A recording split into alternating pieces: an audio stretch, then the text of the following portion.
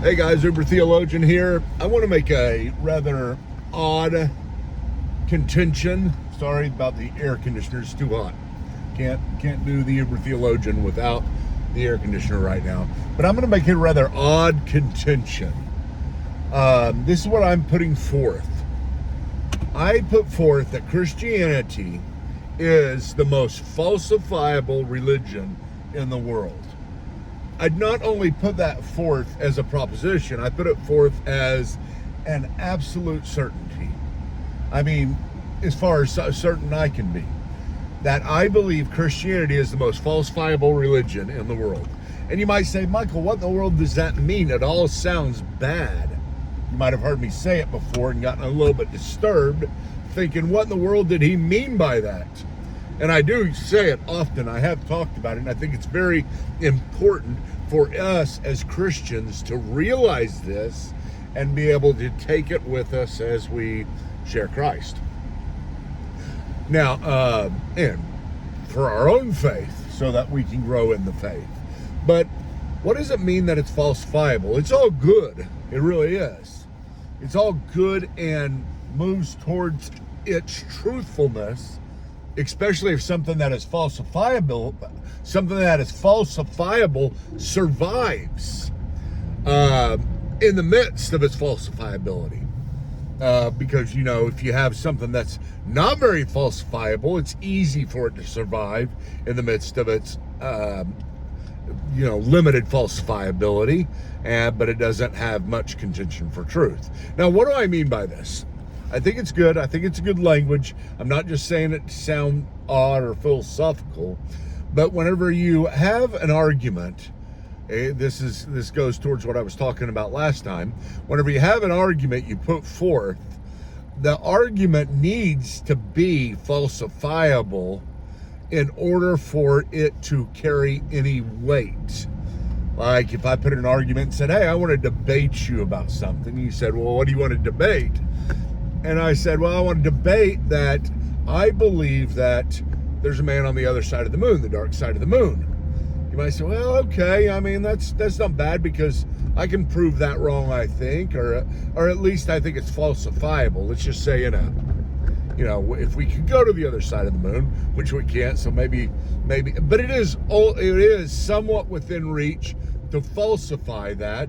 Therefore, if you put forward arguments like, even though we can go on the other side of the moon and we've been there, which, I mean, of course we have, but it's not as if we can see and we know everything that's there, unless you're, conspiracy theorist and think something weird is going on over there, which I kind of do, but oh well, that's a different story.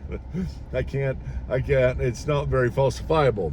But so basically you're saying I can falsify that, and if it survives that falsification, then it remains a valid argument and compelling, therefore giving you warrant to believe it.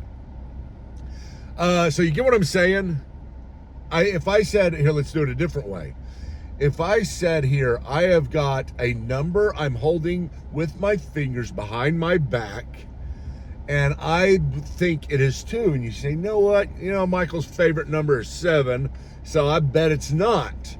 So I'm going to take that bet. You're going to regret, because I'm going to falsify that. Because I'm the best it's ever been. Down on Roy's Run. Rising gun. How does that song go? I don't even know. Kicking up though. Okay. Falsifiability. So you got a number behind your back. You think it's 7. I'm holding actually 3.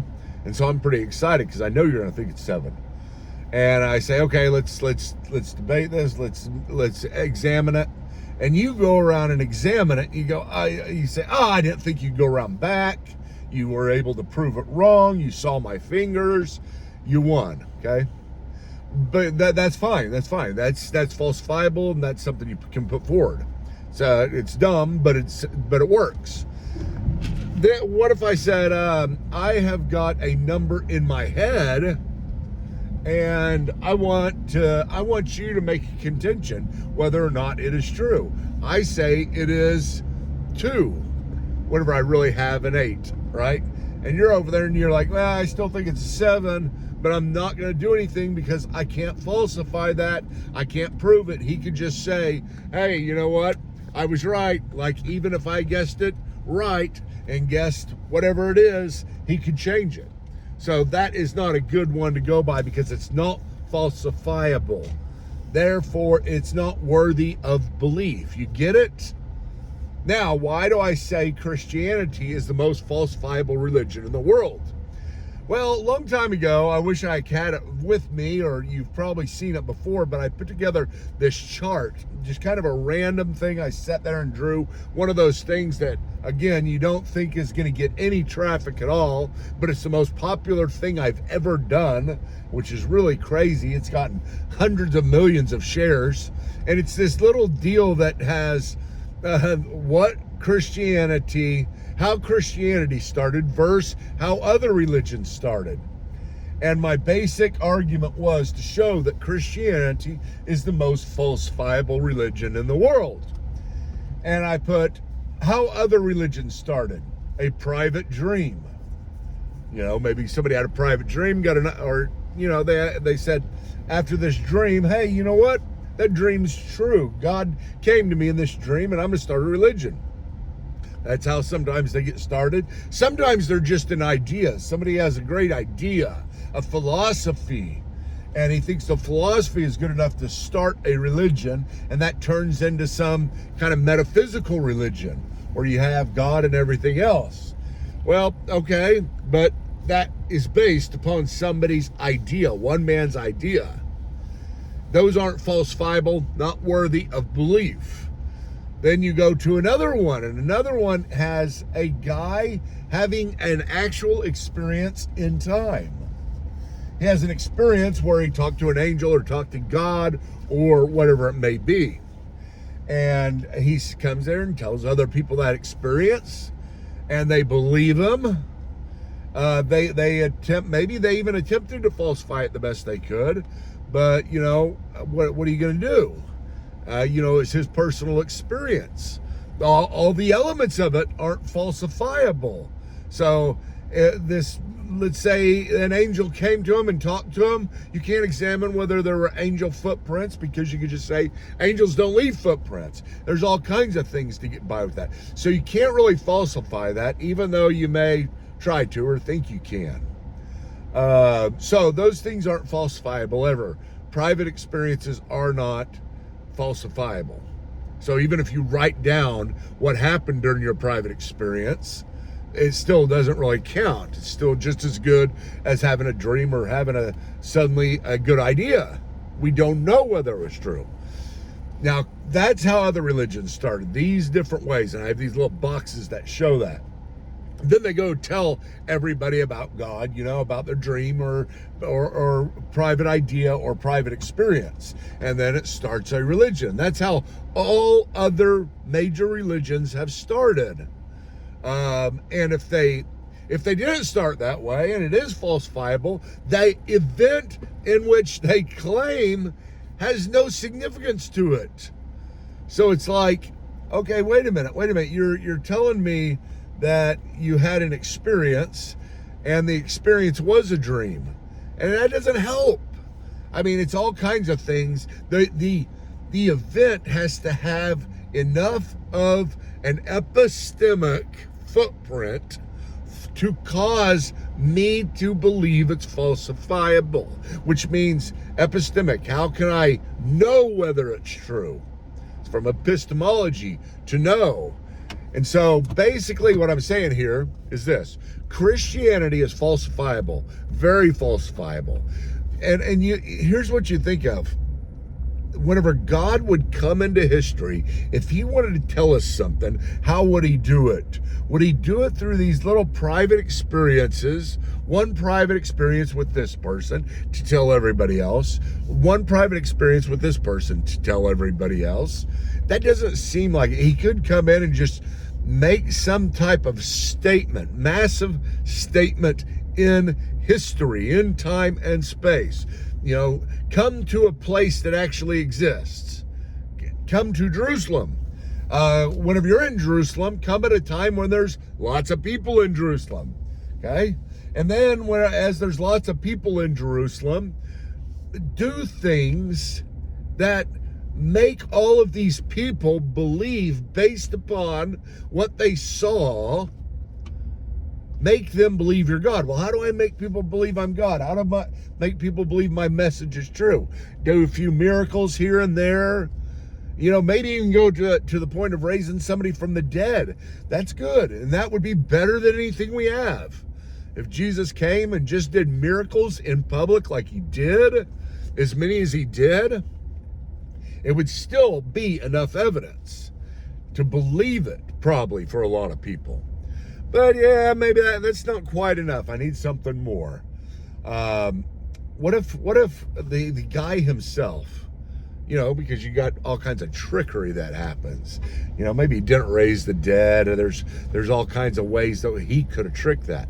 What if he's actually dead and he gets killed by people who don't like him? There you go, because these other people aren't going to set up the magic trick, the fabrication.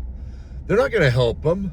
And let's get two groups that don't like him to set it up and kill him. See, then if I do that, then I will rise myself from the dead. And you can't blame me, because I'm not a tricker. I'm dead. How much more evidence would I be able to give you? It's the most evidence that I could give you. So you die, and then you rise from the dead yourself, and instead, even after that, you still do, let's do a little bit more, okay? I know I've given a lot of history, made a lot of a historical footprint so far, but I don't think it's quite enough. I rose from the dead. I don't think it's quite enough. Well, what else could you do? Well, I got to make sure lots of people see me risen from the dead. If I could just rise from the dead and have an empty tomb, and then people would wonder where I'm going. But they might have all kinds of 411 theories about this. Aliens or Bigfoot or whatever else it may be. And so I'm going to go show myself to many people all around Jerusalem. And then let's say they all see. Well, that's pretty darn good. That's falsifiable. Okay, God, we got enough. You got your son coming to Jerusalem in the 1st century, living his life, doing miracles, getting a good following, people who love him, and then getting lots of people who hate him, and having those people who hate him, the Jews and the Romans, kill him. Really, the Romans were indifferent, which makes it even more spectacular. They're the ones who killed him. So great people are really good at killing people. And at a time where they have this torture technique that's horrible, but it'll just kill you dead, and will, on top of that, stab you on the side. And so there he is, dead, and then he rose from the dead, and in Jerusalem again. Now he goes to his followers. You can't really go to your non-followers and present yourself alive, can you? Well, he did. To many non-followers. How do we know that? Well, they became followers. So we know them now as followers. Paul, we know now as a follower who is the greatest witness. What a great thing. Add after that to your proofs, you got all of your followers believing it. And then you say, nah, well, maybe he could have somebody else. Maybe he could, these people made it up, and okay, maybe they did. But let's have a non-follower become a follower. One of the worst non-followers become a follower. And that's what happened. You had Paul, one of the worst non-followers, who's sitting there killing people who like Jesus, presiding over the group that killed, because that's what he did whenever they laid their coats at his feet. That just meant he was the guy in charge at that time. He was taking responsibility for what was going on. He wasn't just there as a bystander saying this is cool and I agree with it. He was in charge. So let's have the person putting him to death do it, and then he'll become a Christian. And then once he's a Christian, then we got it all, right? Well, not really, God says. I'm going to do a little bit more, okay? I'm going to convert this non-follower named Paul, and then I'm going to kill him. Well, how are you going to kill him? I'm going to kill him based upon his testimony for me. So I got my main star witness of the resurrection. I've got him going around telling everybody about me, and then in the very end dying because he doesn't recant that witness. That'll do it. Yeah, that will. I mean, good Lord, how could you get more falsifiable? I mean, there aren't many acts in history, at least before the invention of, recording stuff. There are not many acts in history, if any, that would carry that weight of falsifiability and survive. It's incredible. I mean, you have to understand, somebody today said, you know what? God doesn't want us looking at evidence. They said this to me on Facebook. God doesn't want us looking at evidence. You keep on talking about that.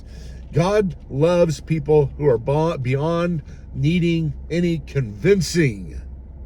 And I'm like, wait a minute. Look in Acts.